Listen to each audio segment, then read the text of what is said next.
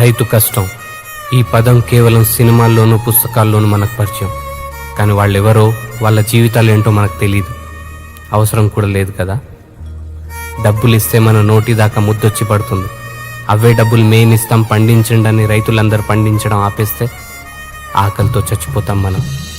City బ్రతుకులే కష్టం అనుకుని బ్రతుకుతున్నాం. వాళ్ళలాగా ఒక్కరోజు కూడా కష్టపడలేం మనం. కుటుంబంలో ఒకరు చనిపోతే ఆ కుటుంబానికే శోకం.